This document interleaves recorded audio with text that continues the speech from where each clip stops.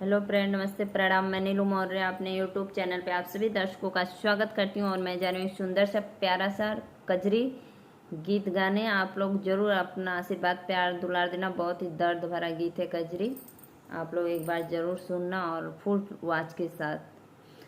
कहीं आया ने आई है भाभी, कहीं आया ने आई है भाभी, हमारो बीरनवा हो।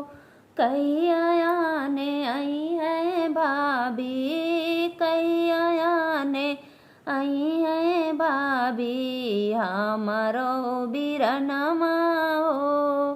भैया से कही दा भाभी, भैया जी से कही दा भाभी, लागी गए समनमा हो।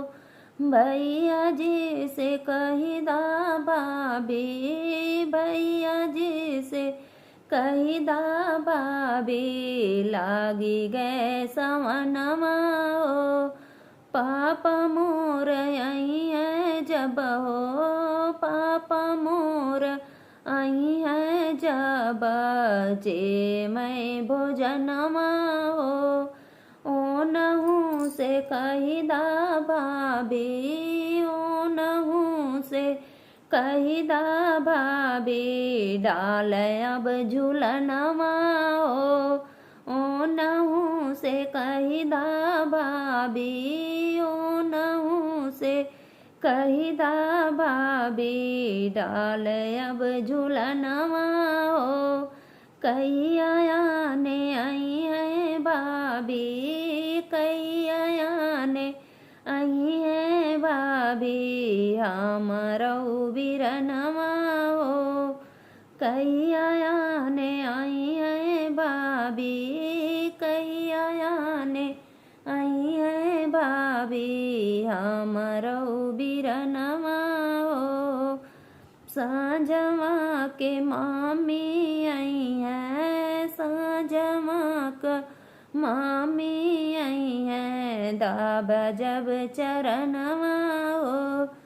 ओ नहू से कही दा भाभी, ओ नहू से कही दा भाभी, देखी रोज सपनमा हो। ओ नहू से कही दा भाभी, ओ नहू से कही दा भाभी, देखी रोज सपनमा हो। कही आया ने आई है भाभी, कही आया ने आई है भाभी, हमारो बीरनवा हो। भैया जी से कही दा भाभी, भैया जी से कही दा भाभी, लागी गए सवनवा हो। सासू मोरी बोलिया बोले, सासू मोरी बोलिया बोले, ननदी मारै तनमा हो। सासू मोरी बोलिया बोले, सासू मोरी बोलिया बोले, ननदी मारै तनमा हो। सुनी के हो बतिया हमरे, सुनी के हो बतिया हमरे, करे जवा में ला गई हो। कही आया ने आई है भाभी, कही आया ने आई है भाभी, हमारो बीरनवा हो।